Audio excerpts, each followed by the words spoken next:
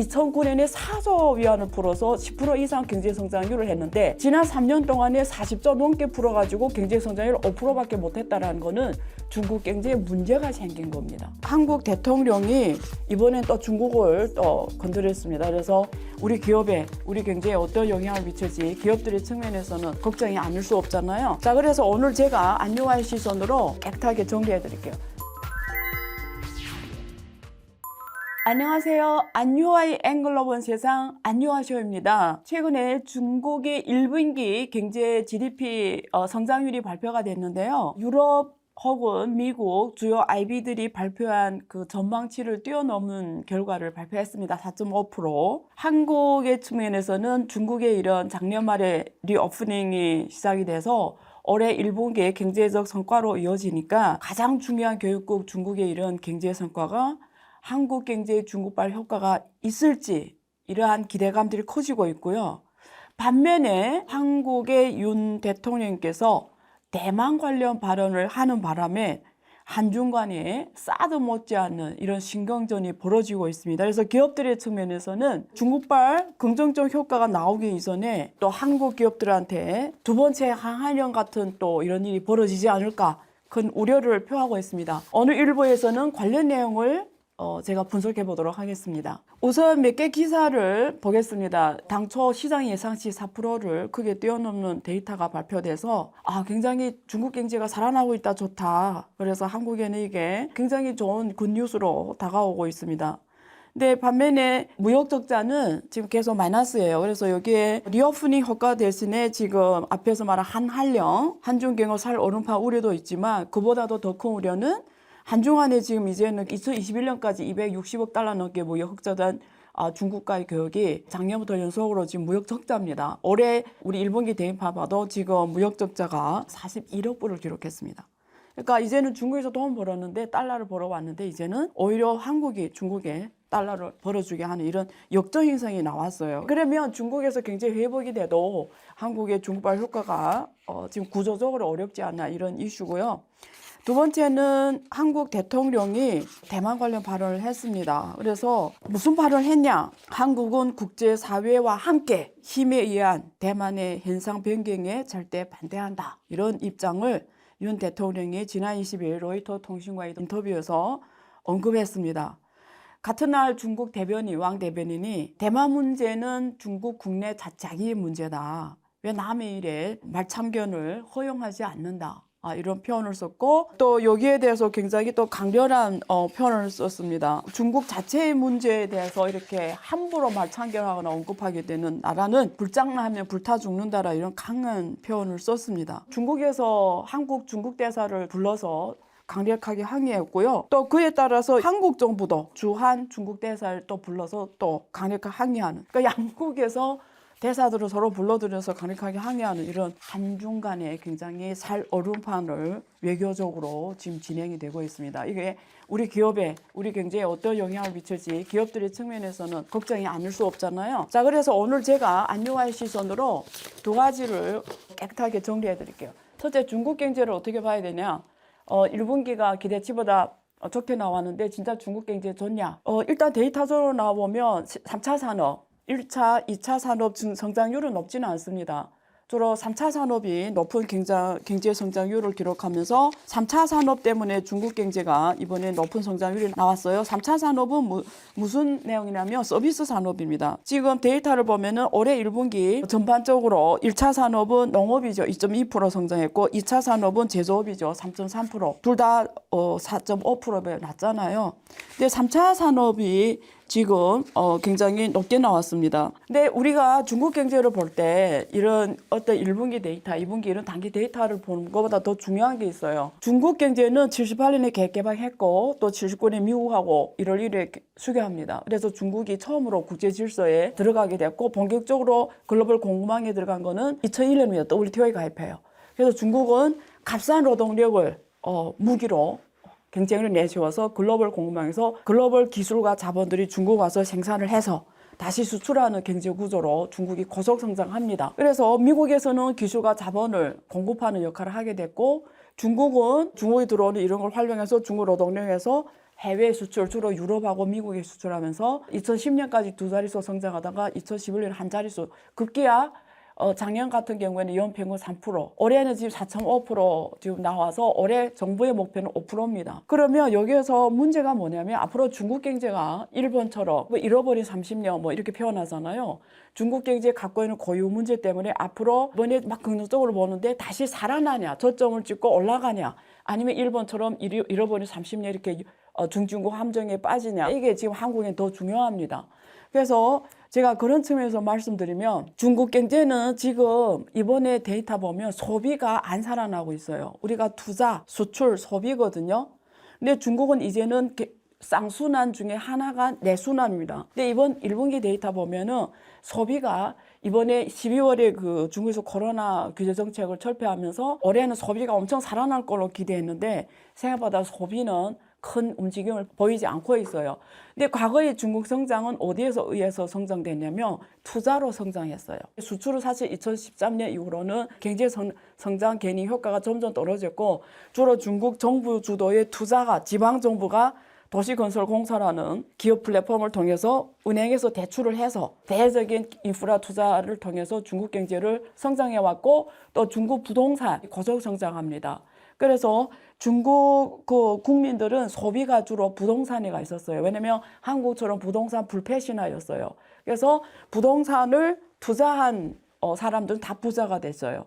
그래서 중국 사람들은 신용이 없어요, 개인들은. 왜냐면 개인들이 신용이 있으려면 은행이 개인들이 자산이 다 투명하게 확보가 되는데 중국은 그렇게 개인들 자산 하나하나가 확보가 안 됩니다. 왜냐면 주로 자산을 갖고 있는 게 특히 공산당 간부들이 많이 갖고 있어요. 그러면 이 사람들이 자산이 얼마 다 똑똑하게 다 알아야 그게 신용으로 쓰는 건데 그런 게 아직 안 되니까 중국은 신용이 주로 부동산으로 돼 있어요. 부동산 산다 이러면 그 부동산을 담보로 대출 받아서 부동산을 사고 가격이 올라가면 거기서 차익을 벌고 이러면서 중국 부동산이 고속 성장하고 부동산이 고속 성장하면서 지방정부는 땅을 팔아서 재정 수입을 확보했고 그 재정 수입으로 또 인프라 투자하면서 중국 경제가 제가 시멘트 GDP라고 하잖아요. 이런 경제의 고속 성장을 해왔습니다. 그래서 고속 성장해온 것이 지금 그게 스톱이 됐어요. 왜? 중국은 사실 지난 코로나 3년 기간에 돈을 엄청 벌었습니다. 3년 동안에 거의 40조 넘게 풀었어요. 40조 위안은 무슨 개념이냐면 2008년에 금융위기 때 중국 정부가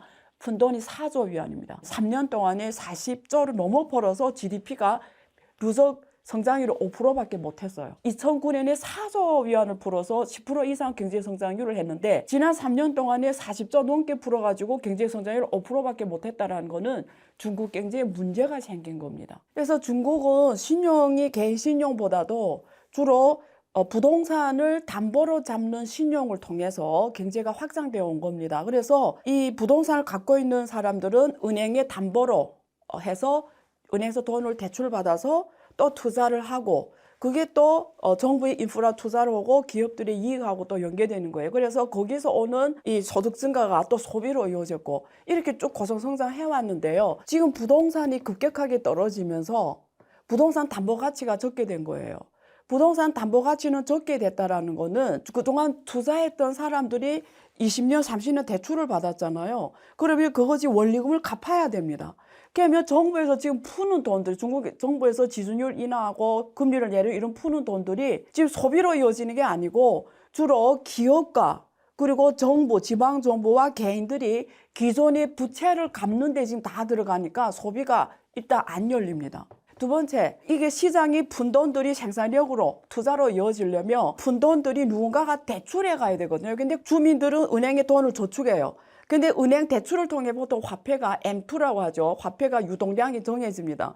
그래서 은행이 유동성을 창조하는 역할을 하는데 은행에서 대출을 안 해가요. 왜? 미래 경제에 대해서 긍정적으로 안 보니까 정부가 푼 돈은 지방정부, 기업, 개인들이 기존의 부채를 갚는데 원리금 갚는데 쓰고 그리고 개인들은 돈을 저축하면 그거 누군가가 대출해 가서 그걸 투자를 해서 경제 확대로 이어지는데 미래의 경제에 대해서 긍정적이 하니까 그게 은행 대출로 이어지지 않으니까 돈을 아무리 풀어봤자 그게 유동성 확대로 이어지지 않고 오히려 기존의 부채를 갚는 데 쓰고 그리고 누가 대출에 투자 활동 안 하니까 결국 소비라든가 투자 전반면에서 지금 경제 성장 견인이 떨어지고 있는 상황입니다. 중국은 지금 부동산 경제에 발목을 잡힌 겁니다. 앞으로 중국 경제가 어떻게 가냐는 중국에서 신용 문제를 어떻게 해결하냐.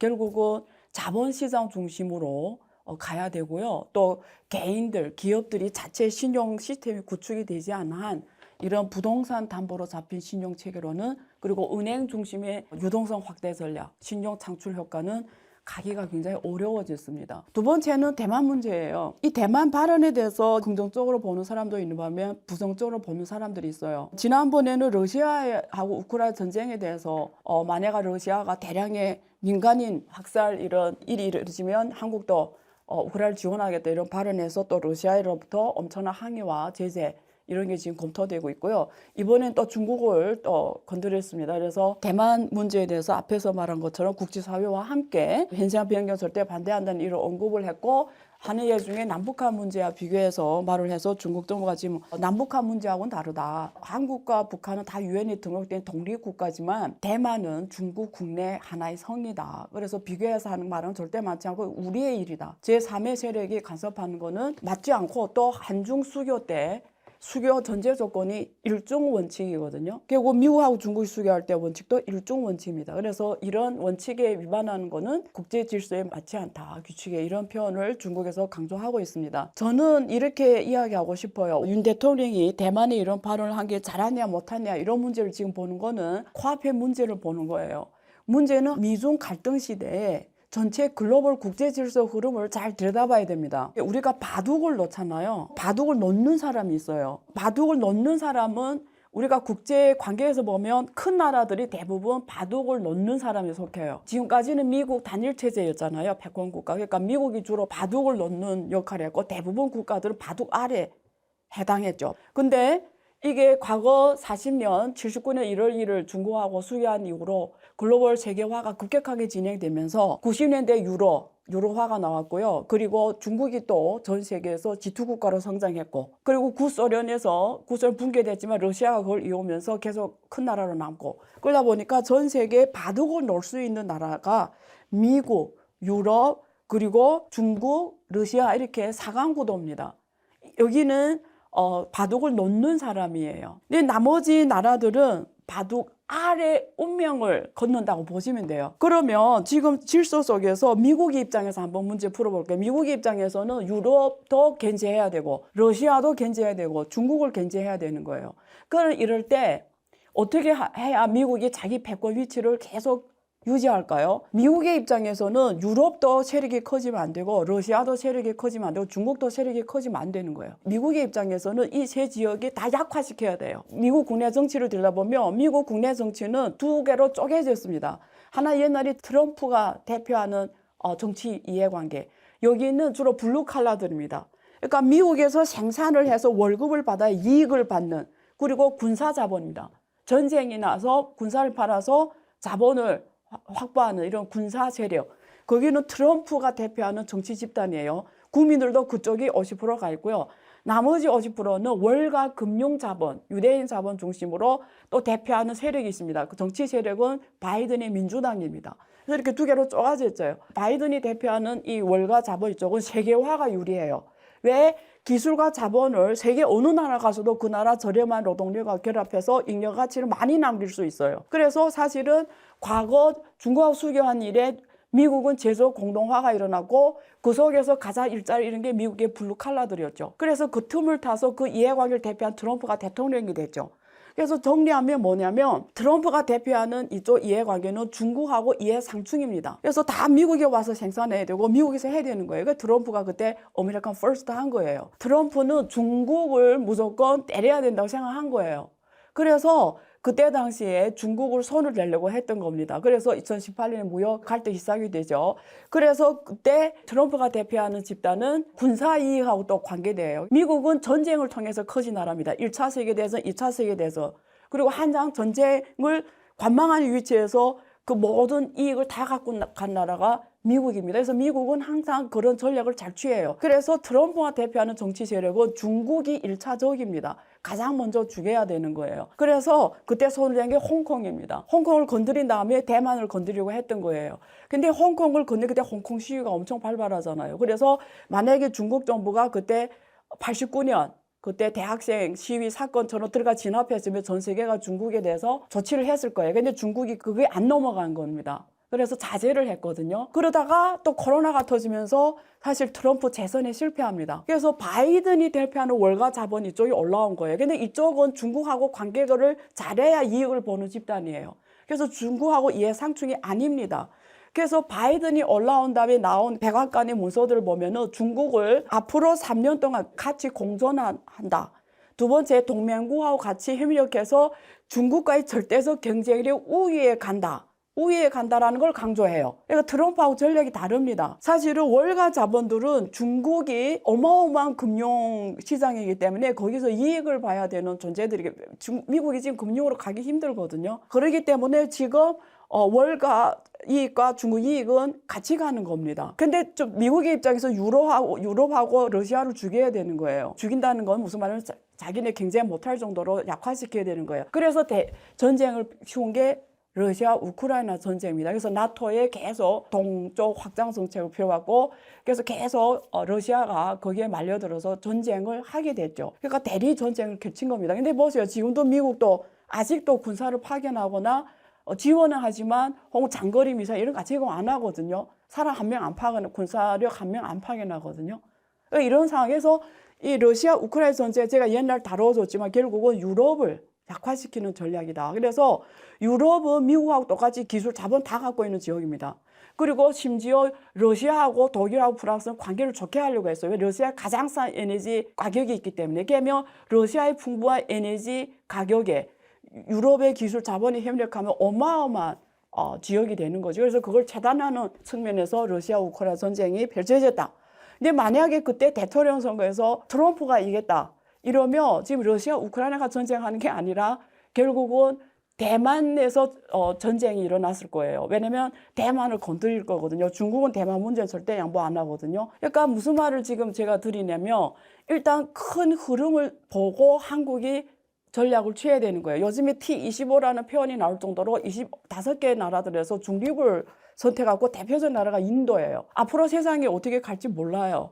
그러면 한국의 입장에서는 어떻게 해야 되냐? 그러니까 이 대만 발언이 뭐 이런 게 지금 중요한 게 아니고 먼저 전략적으로 정리가 돼요. 한국은 바둑알이 운명에서 벗어나려면 자기가 자기 전략을 가져가 있어야 돼요. 바둑알이 계속 되면 바둑 놓는 사람에서 내 운명이 결정돼요. 내가 주체를 못합니다. 자, 그래서 대만이 만약에 전쟁이 난다 이러면 한국하고 일본이 어떻게 될 것 같아요? 전쟁이 휘말립니다. 중국이 지금 미국을 가장 견제하는 게 전쟁에 휘말려들까 봐 그러는 거거든요. 그래서 대만 문제에 대해서 계속 준비를 하고 있거든요. 왜냐하면 트럼프가 또 이번에 대선에 다시 돌아오게 되면 혹은 트럼프 세력을 대표하는 다른 또 강경파가 그쪽 세력이 대통령이 되면 또 대만이 어떻게 위협에 지금 두 번째 우크라이나 사태가 벌어질 수 있고 거기에 지금 중국이 대비하고 있다고 보시면 돼요. 그래서 글로벌 국제 질서는 이런 흐름입니다. 그래서 미국의 입장에서는 유럽, 러시아, 한국 힘을 다 약화시키는 게 목표예요.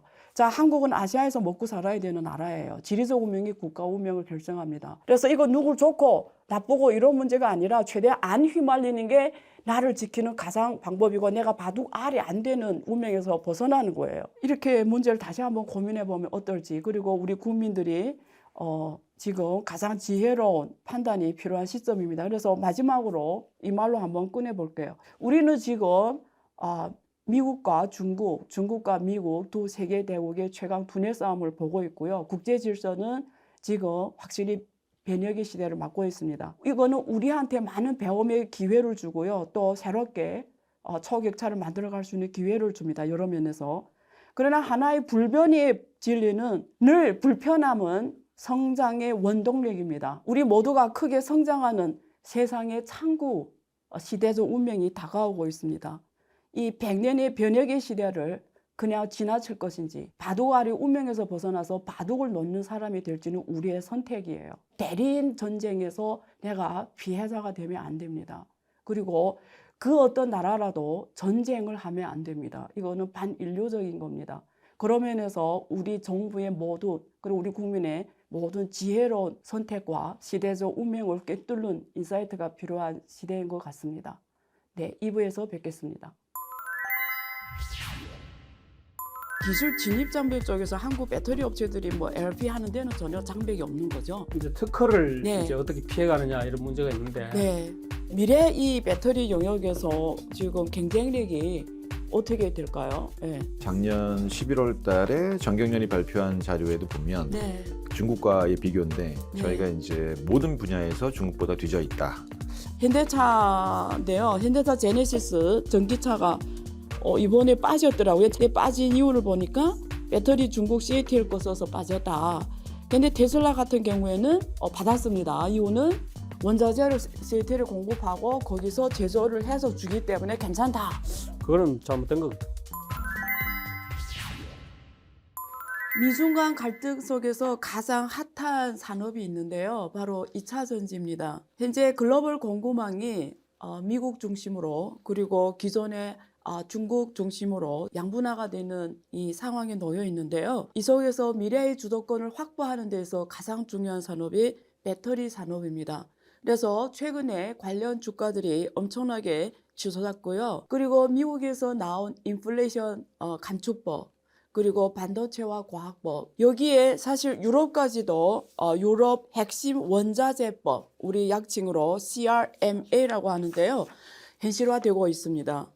현재 이러한 글로벌 판도 변화가 어떻게 되어 있고 그리고 현재 배터리에서 주도권을 갖고 있는 한국과 중국이 미래에 누구한테 더 유리하게 지금 글로벌 공급망 상황이 펼쳐질지 오늘 전문가님을 모시고 이야기를 나눠보도록 하겠습니다. 오랫동안 한국자동차산업협회에서 운영위원장으로 계신 김태년 미래 모빌리티 연구소 소장님 모셨습니다.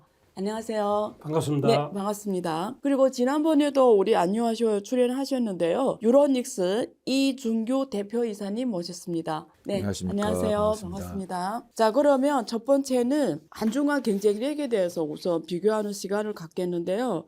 제가 알기로는 이 배터리 2차 전지 쪽에서는 중국과 한국이 노선이 다른 걸로 알고 있습니다. 중국은 우리 리튬 인사철이라서 LFP 이쪽 노선으로 가고 있고 한국은 좀 고성능의 배터리를 만드는 지금 삼원계 NCM이라고 하잖아요. 이 두 가지 노선이 좀 다른 것 같은데 김태년 소장님께서 먼저 이 두 노선의 장단점 한번 비교해서 말씀해 주시면 감사하겠습니다. 교수님께서 중국 업체들은 LFP 쪽으로 네. 또 한국은 NCM 네. 3원계로 간다고 말씀하셨는데 예. 꼭 그런 건 아니고요. 예. 중국도 NCM 배터리를 생산합니다. 네. 그런데 다만 이제 LFP라고 리튬 네. 인산철 배터리인데 네. 그 NCM과 마찬가지로 리튬 이온 배터리입니다. 네. 같은 계열인데 네. 네.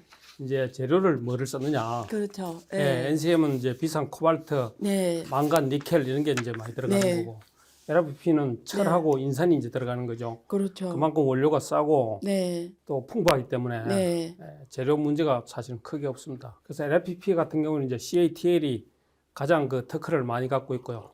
뭐 BID도 생산합니다만 그래서 그쪽에 이제 선점을 해가 있고 반면에 한국은 LFP 쪽은 개발한 적이 없고 지금 NCM 쪽으로 해서 NCM은 이제 원료가 비싼 반면에 이제 에너지 밀도라 그럽니다. 에너지 밀도가 굉장히 높습니다.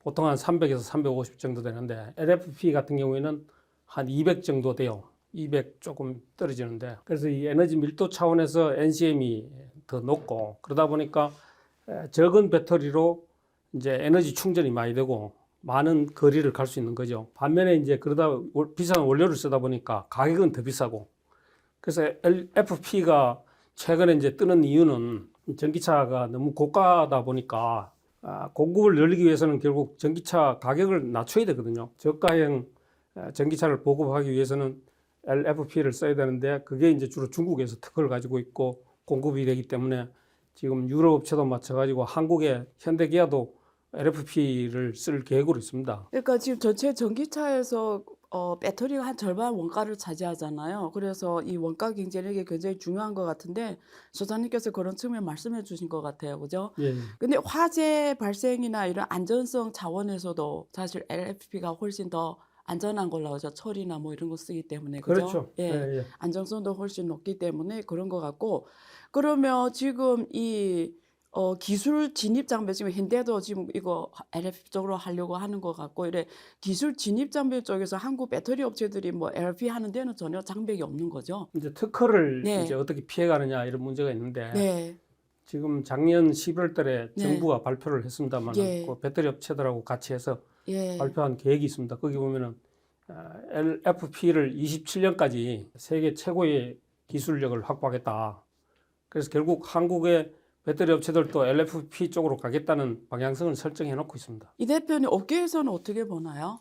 일단 지난번에 말씀드린 것처럼 LFP하고 NCM을 굳이 이제 뭐 우열을 가릴 필요는 없을 것 같아요. 할 거 없고 이제 뭐 기술적인 발전도 그렇지만 이제 중국은 LFP, 한국은 NCM 이렇게 좀 구분을 많이 하고 있는데 사실 중국도 보면 올해 1분기의 판매량을 보면 배터리 판매량이 LFP가 한 60% 가까이 그리고 NCM이 한 40% 가까이 그래서 6대4 정도 비율이 나왔기 때문에 사실 중국도 이제 뭐 40%에 넘어가는 이제 그런 비율로 NCM을 만들고 있기 때문에 많이 하네요. 예, 뭐 굳이 이걸 구분할 필요는 없을 것 같은데 한국은 또 어떻게 돼요? 한국은 네. NCM이 저희는 LFP를 만들지 않기 때문에 아직까지 아예 거의 네. 100%가 NCM. 25년부터 예. LG 엔소를 필두로 이제 만들기 시작한다고 얘기는 들었습니다. 근데 이제 그런 고정관념이 좀 이제 깨져야 될 것 같고요. 네. 물론 이제 그 소장님 말씀하신 것처럼 단가적인 측면에서 LFP가 유리한 건 사실이고 그리고 이제 안정성 측면도 좋은 게 사실인데 NCM도 지금 저희가 모듈 팩을 하는 회사다 보니까 저희가 볼 때는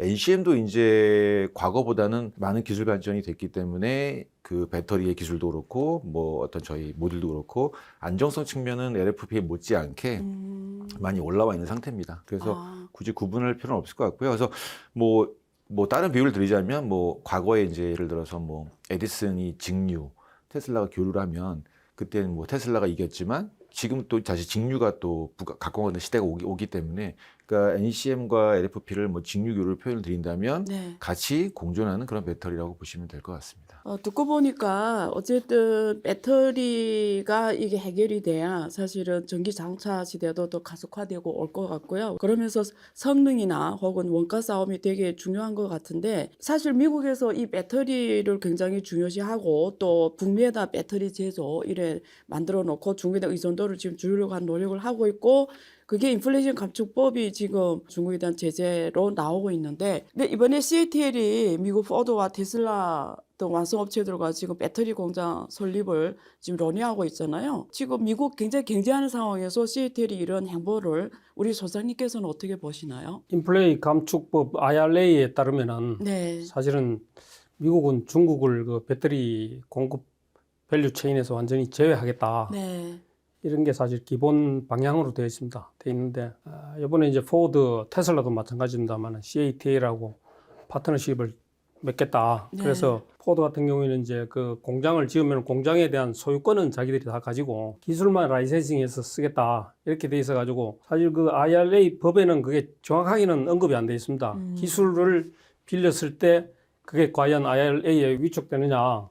이런 문제에 있어 갖고는 명확하지는 않는데 그 조항에 보면은 이제 부가가치율을 50% 이상 될 경우에는 배터리 원료에 대해서도 인정을 해주는 걸로 돼 있고 배터리는 일단 완제품은 북미나 미국에서 생산을 해야 되는 거고요. 원료 공급을 CATL하고 파트너십을 체결했을 때 어디서 갖고 올 거냐 그게 사실은 문제입니다. 그래서 좀 고민이 들어가야 될 부분인데 만약에 미국산 원료를 완전히 배제하게 되면은 아마 그 CATL 기술만 빌리고 원재료는 아마 이제 다른 3국에서 FTA 체결국이나 뭐 조달을 해야 될 거고 그래서 그런데 상당히 어려움이 있지만은 미국 내에서도 사실 그 CATL이 미국 내에 투자를 하는 것에 대해서 반대 여론도 있습니다. 최근에 보시면은 이제 하원의 세입세출위원장이 포드에 직접 서한을 보내가지고 도대체 어떻게 된 일이냐, 네. 그 CATL이 역할이 뭐냐, 또 그럼 이렇게 했을 때 IRA에 위축되지 않느냐 이런 뭐 사안을 질의를 했어요. 근데 미국 그 업체들로서는 LFP를 쓸 수밖에 없기 때문에 왜냐하면 지금 NCM을 아까도 말씀드렸지만 쓰게 되면은 가격이 워낙 고가로 이제 나오기 때문에 이게 가격을 다운시키기 위해서는 그 LFP를 쓸 수밖에 없고 그의 최고의 기술을 갖고 있는 게 CATL이거든요.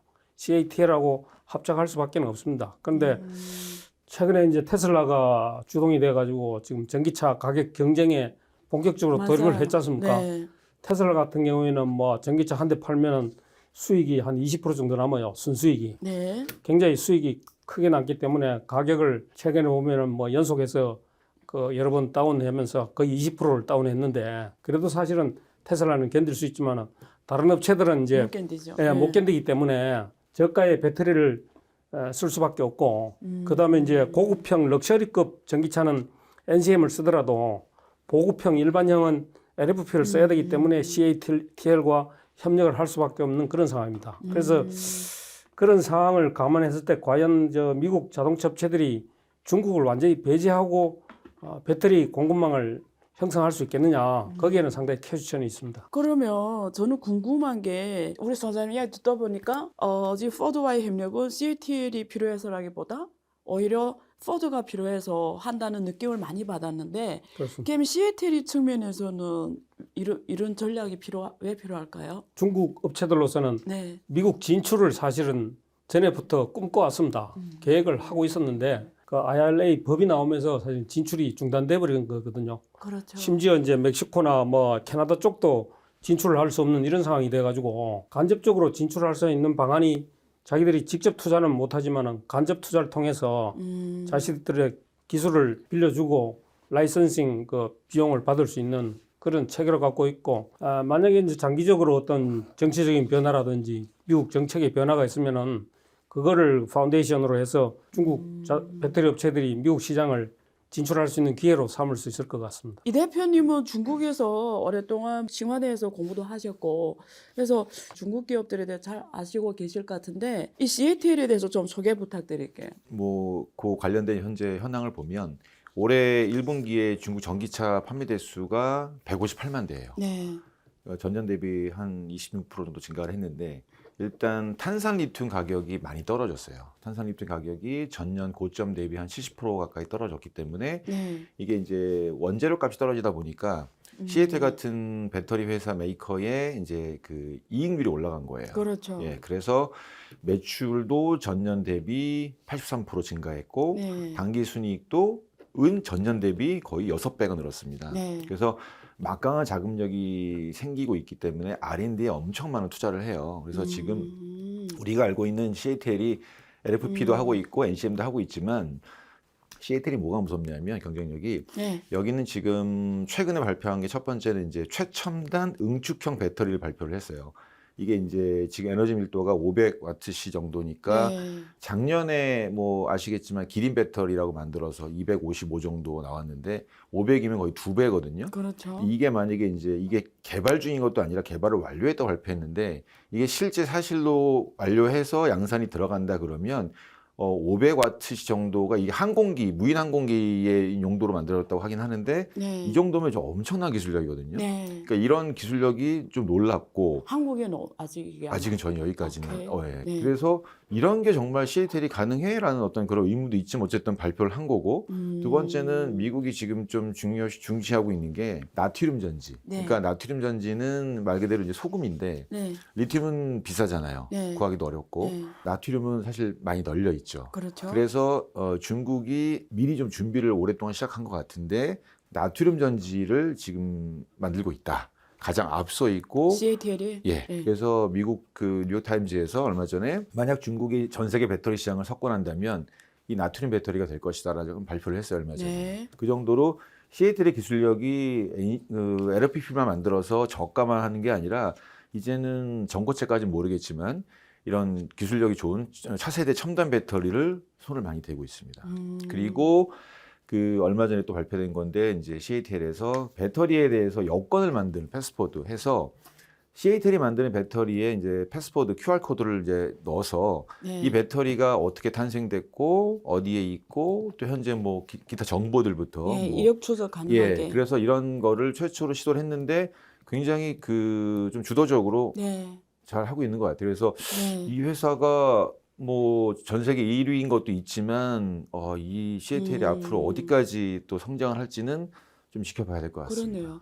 근데 이런 좋은 말씀 해주는데 이런 데 비해서 주가는 지금 12월에 비해서 많이 떨어졌거든요. 만약에 굉장히 긍정적이면 뭐 한번 생각해 봐야 되겠네요. 소장님 어떻게 보세요? 지금 이런 말씀하신 기술 개발력, 그러니까 R&D 투자도 많이 하고 미래형 배터리에도 엄청 지금 열심히 하고 있는데 한국 배터리 3사 뭐 LG 엔솔도 좋고 삼성 SDI, SKO 이런 데서는 뭐 비슷한 어떤 초격차 경쟁력 위해서 소입하는 R&D 부분이 있을까요? 당연하죠. 뭐 예, R&D를 예. 많이 하고 있는데 차세대 배터리 쪽으로 지금 네, LG 엔솔 같은 경우에는 뭐 리튬 네, 황전지, 예, 리튬 황전지, 예, 예, 또 뭐 리튬 에어 네. 뭐 이런 게 있는데 또 장기적으로는 저 전고체 배터리 쪽도 연구를 하고 있고요. 네, 정부 계획상으로는 2027년 되면은 상용화를 하겠다고 전고체요? 하는데, 예.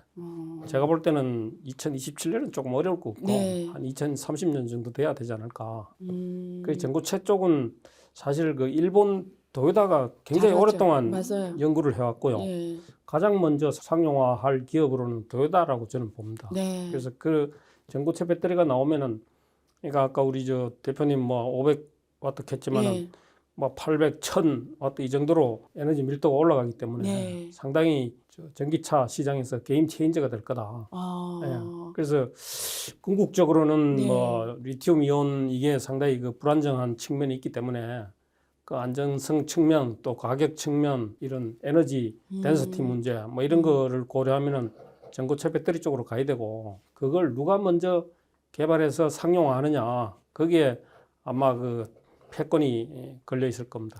그러면 그 전고체 쪽에서 이게 한중일이 이제 일본이 좀 많이 오래 해왔고 경쟁력이 있다고 보셨는데 지난번에 제가 그 중국 기업 기업 전고체 개발 기업 한국에 들어와서 개발하거든요. 이제 방문했는데 전고체에 대해서 굉장히 아주 앞으로 오랜 시간으로 보더라고요. 굉장히 어렵다고 보더라고요.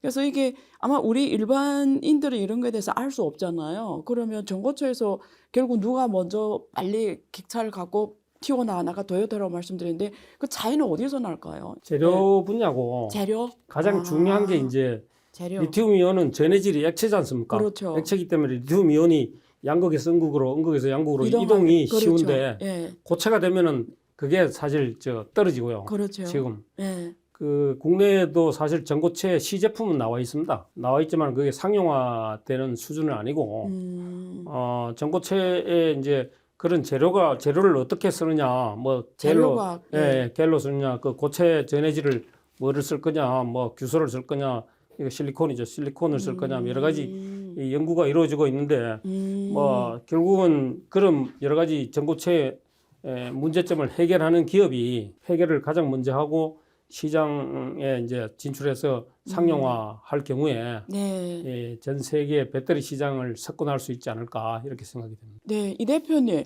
지금 보니까 여기 산업연구원 자료가 지금 들어와 있는데, 한국이 2차 전지 산업 종합 경쟁력이 중국에 의해서 2위로 지금 평가가 되어 있더라고요. 중국은 지금 100점 만점에 95.5, 그리고 한국은 86.3, 일본은 84.3. 그래서 한중일이 제일 잘하는 걸로 지금 산업연구원 발표 나와 있고, 미국 76.4, 독일 70.4, 프랑스 65점 순으로 급격하게 이렇게 추격하는 양상을 보이고 있는데 앞에서 우리 소장님께서 전고체 말씀해 주셨는데 미래 이 배터리 영역에서 지금 경쟁력이 어떻게 될까요? 예. 그 말씀하셨던 발표에다가 작년 11월 달에 정경련이 발표한 자료에도 보면 네. 거기에도 이제 저희 나라가 일단 중국과의 비교인데 네. 저희가 이제 모든 분야에서 중국보다 뒤져 있다. 라는 거. 그러니까 소재 말고도 제조 생산에서도 한국이 좀 다소 우위를 점하고 있지 못하다.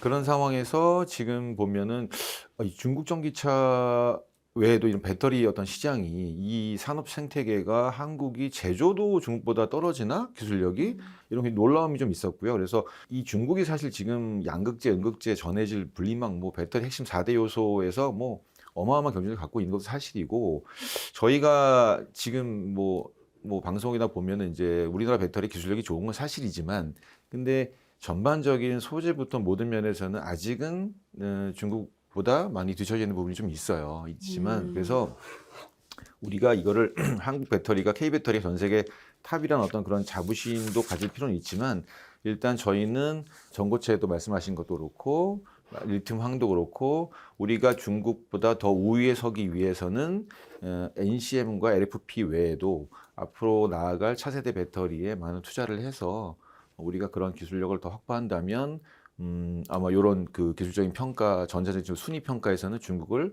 이길 수 있지 않을까라는 생각을 하고 있습니다. 네, 자연스럽게 두 번째 주제에 넘어가겠는데요. 지금 전기차 보조금 이 관련 내용을 지금 보면 여기 세부 지침도 나왔고 그 다음에 실제 이번에 발표를 했잖아요. 거기서 지금 받을 수 있는 기업들의 명단이 쭉 발표가 됐는데 이번에 그 발표한 그 내용 보니까 한국 기업들이 다 빠졌고 일본도 다 빠졌고 독일도 빠졌고 미국 기업은 하나만 빠졌고 근데 사실 여기서 지금 중요한 게 현대차인데요. 현대차 제네시스 GV70 전기차가 이번에 빠졌더라고요. 작년까지 받았지 않습니까? 지금 엘리베마 공장에서 조달됐는데 근데 빠진 이유를 보니까 배터리 중국 CATL 거 써서 빠졌다.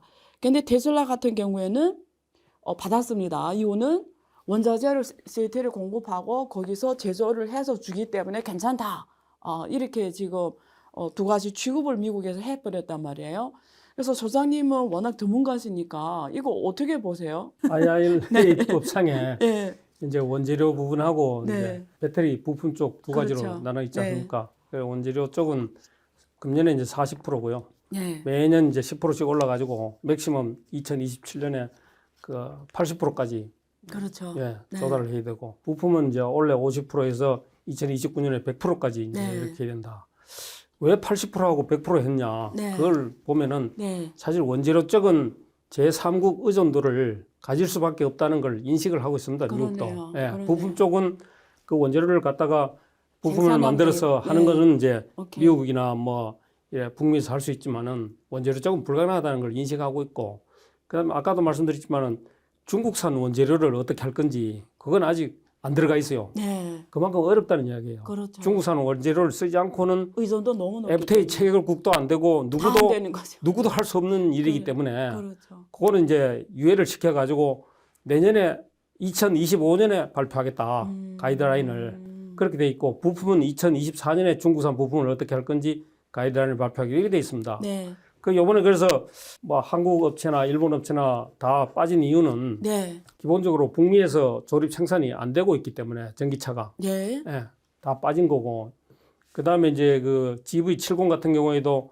CATL 배터리를 썼기 때문에 네. 원래 50%를 맞춰야 되지 않습니까? 네. 맞춰야 되는데 그걸 CATL 배터리 수입했는 걸 썼기 때문에 그 적용이 안 되는 거예요. 근데 테슬라는요? 테슬라는 만약에 CATL 배터리를 쓰면 테슬라도 안 되는 거죠. 근데 지금 CATL IRA법을 우회하려고 예. 자기네 그 안에 들어가는 원자재를 다 공급한 거예요. 그러니까 주문한 거죠. OEM 형태로 자기네 원자재를 다 공급하고 테슬라에서 조립만 조립만 CATL에서 CATL을 했다라는 거예요. 그래서 괜찮다. 이렇게 지금 해석을 내놨다고 그거는 합니다. 잘못된 것 같아요. 그 맞죠. 결과적으로 이중잣대를 들이대면서 지금 이게 동맹국 이런 데서 사실 불만이 나올 만한 내용이거든요. 그래서 이번에 윤 대통령이 미국 방문하시잖아요. 국빈 방문. 그래서 이런 문제가 의제에 들어갔는지 모르겠지만 저는 이런 건 확실히 짚고 넘어가야 된다고 봅니다.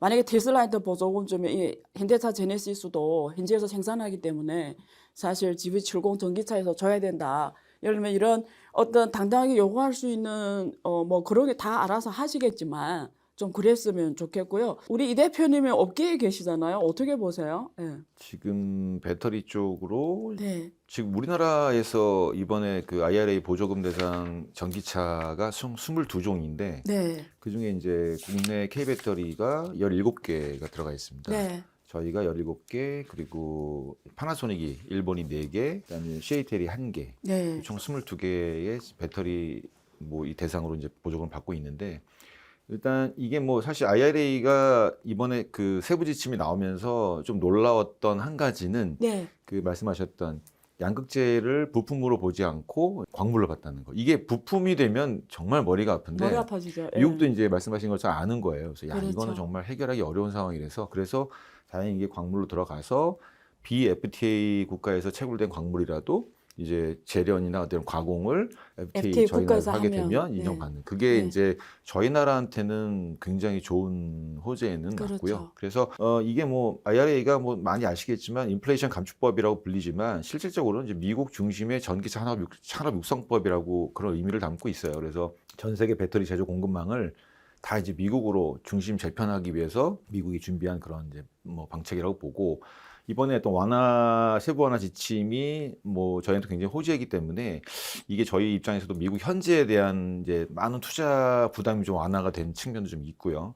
그리고 이제 앞으로는 또 이런 측면도 있을 것 같아요. 저희가 이 광물에 대한 어떤 이런 완화 정책에 따라서 우리나라 양극재 기업, 이번에도 LG화학하고 중국 화요코발트하고 이제 그렇죠. 또 공장을 새만금에, 세웠잖아요. 예. 그게 이제 이런 부분들은 뭐 사실 요즘에 좀 분위기가 뭐 중국, 한국 그런처럼 좀 좋지 않은 분위기는 있는데, 네. 어차피 각자 잘하는 거를 이제 이 한국에서 예, 계속 해서 하면은, 그러니까 LG화학이 뭐 어쨌든 화이코발트를 한 전 되게 이유는, 잘한 거 예, 같아요. 이거는 예. 화이코발트가 전구체를 잘하는 회사고, 네. LG화학은 또 양극재를 만드는 회사니까 양극재 만들기 위한 전구체가 필요할 때 중국 화이코발트랑 같이 해서 같이 미국 진출하고 하는 거는 뭐 저는 국가적인 걸 떠나서 기업은 이익을 쫓는 조직이기 때문에 앞으로 이런 케이스가 많이 생길 것 같아요. 중국이 잘하는 전구체라던가 이런 회사가 한국에 와서 요 IRA가 이제 이 혜택이 주어졌으니까 이게 앞으로 이런 케이스가 많이 생길 거라고 생각을 하고, 공급망 독립 부분에서는 이렇게 한시적으로 광물 어떤 혜택이 주어졌지만 어쨌든 중국이 장악하고 있는 이 글로벌 소재 공급망을 너무 의존도가 높기 때문에 어느 정도 의미 있는 수준에서는 좀 탈피를 해야 된다고 생각이 들어요. 앞에서 우리 이 대표님도 언급했지만 사실 한국하고 중국 간의 경쟁을 비교했잖아요. 근데 결과적으로 지금 보면은 전 세계에서는 다 한국 기업들하고 합작하고 싶어 하는 것 같아요. 지금 글로벌 사례를 보면 합작 사례 지금 작년 말 기준으로 합작 사례 13건 중 9건이 LG, SK, 삼성 등 K배터리와 합작한 걸 나온단 말이에요. 13건, 9건. 그만큼 한국 기업들에 대해 굉장히 선호하고 K배터리가 오히려 지금 미중 갈등 시대에 어떻게 보면 이 시장을 초격차를 만들 수 있는 기회도 있는 것 같고, 이 대표님도 그런 면에서 말씀드린 것 같은데, 저는 이렇게 듣다 보니까 이런 생각했어요. 그 앞에서 그 테슬라의 사례도 봤지만 테슬라가 RA 법을 우회하려고 어쨌든 원자재 같은 걸 자기네 직접 갖고 CATL에다가 OEM처럼 시킨 거잖아요. 근데 그게 이제 소장님 잘못된 거다, 그렇게 해도 주면 안 된다고 하셨고, 난 맞다고 생각하고요. 그런 면에서 보면은 오히려 그렇게 하지 말고 한국에서 조립 완성하고 하면 된다고 생각해요. 유럽도 이번에 그 유럽 핵심 원자재법을 발표했잖아요. 자기네 거기서 다 지금 미국하고 똑같이 자기네들에서 해라는 거잖아요. 핵심 요지가 다.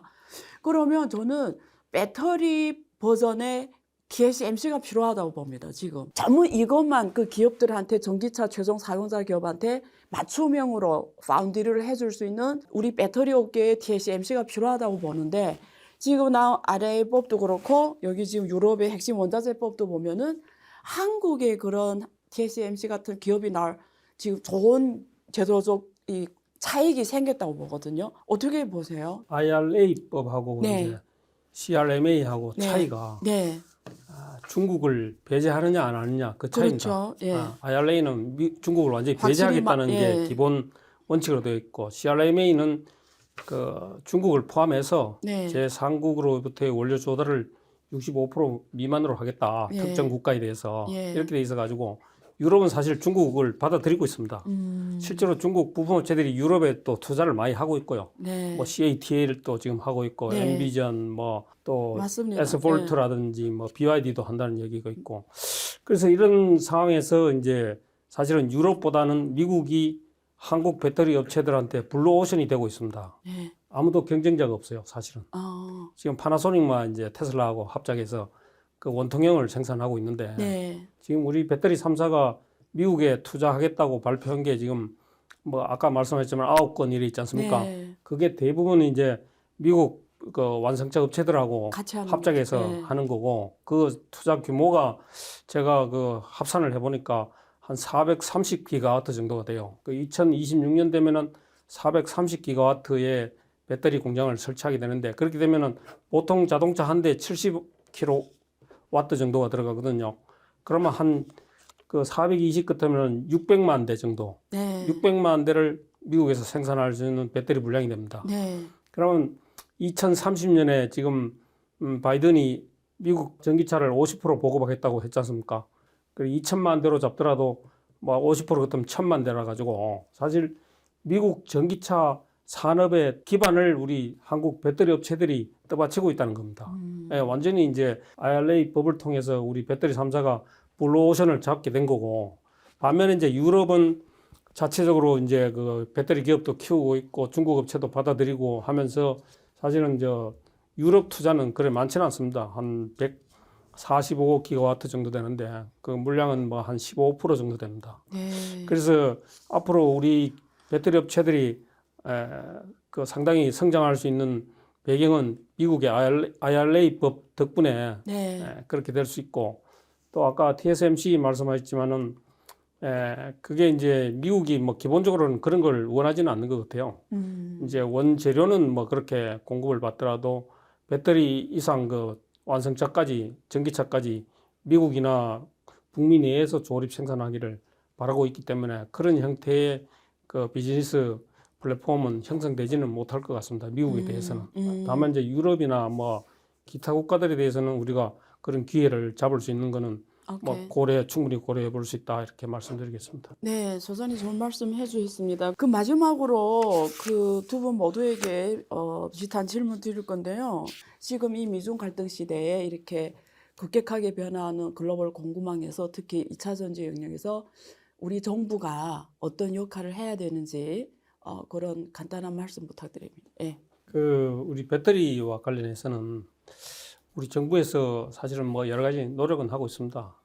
가장 중요한 거는 업체들이 기술 개발을 해야 되는 거고, 정부에서는 이제 그 우리 배터리 산업의 가장 취약점이 사실은 원료입니다. 원료. 네. 원료의 뭐 80% 심지어 그래파이트 같은 경우에는 90%를 그렇죠. 중국에 의존하고 있기 때문에 이 원료 확보를 어떻게 하느냐, 그게 가장 중요하고요.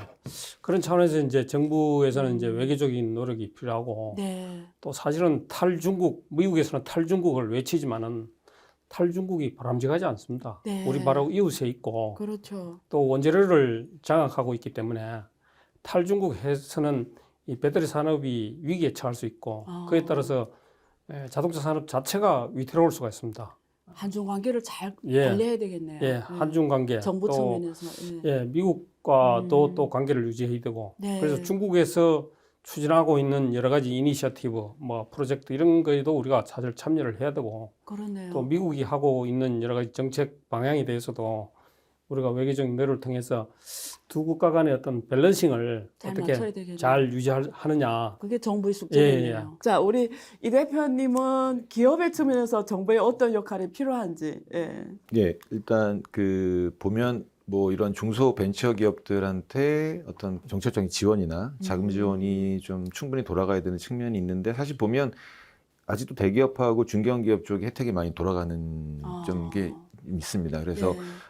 의외로 이제 뭐 저희가 이런 걸 알아보다 보면 자금은 많이 이제 풀려 있고 지원이 되는데 네. 이제 좀 문턱이 높아요. 높아서 이제 중소벤처기업들이 들어가기에는 조금 어려운 시 아직도 좀 있고, 두 번째는 이제 저희가 사실 뭐 코트라도 좀 활용을 하고 있는데 해외에서 많이 이제 오던 들어오고 이제 얘기가 들어오고 있는데, 이게 사실 그 해외 쪽에 세일즈 마케팅을 할 수 있는 그런 인프라를 코트라도 좋지만 좀 정부에서 좀 전담하는 그런 부서를 만들든지 해서 그런 지원이 돼야지, 또 저희는 어쨌든 수출로 그렇죠. 뭐 나가야 되는 그런 환경이기 때문에 네. 그게 좀 부족한 것 같고 아직까지는. 그리고 마지막으로 이제 ESS 제가 말씀드렸지만은 ESS가 지금 좀 풀리고 있어요. 풀려서 지금 관공서나 이런 정부 쪽으로 조금씩 발주가 나오고는 있는데 아직은 좀 미비하고, 근데 이 뭐 배터리는 특히나 이제 저희가 또 요즘 일을 하면서 느끼는 게, 여러 협력사를 만나게 되면 폐배터리 뭐를 이제 ESS로 활용하는 이런 부분에서 이제 리유즈라고 해가지고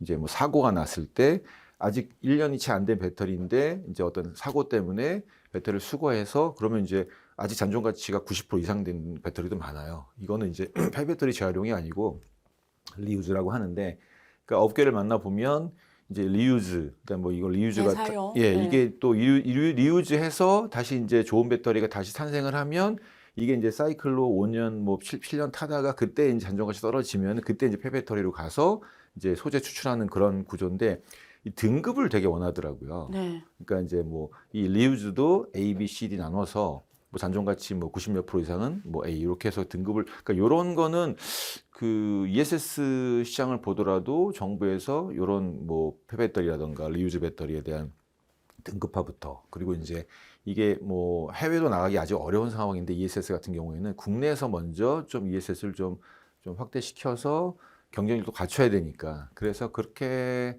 어떤 ESS 관련한 그런 정책 지원이나 어떤 그런 뭐 시장 활성화 방안이 좀 필요하다고 생각이 듭니다. 그 앞으로 우리가 미래 산업에 있어서 배터리가 핵심이 되면서 에너지 저장 장치 또한 수요가 급격하게 늘어나고 있습니다. 그래서 제가 알기로는 ESS 여쭤용이어서 한국 정부의 이 제도가 굉장히 미흡한 걸로 알고 있기 때문에 이 대표님 말씀 기업들이 소리라고 생각하고요. 많은 노력을 기대합니다.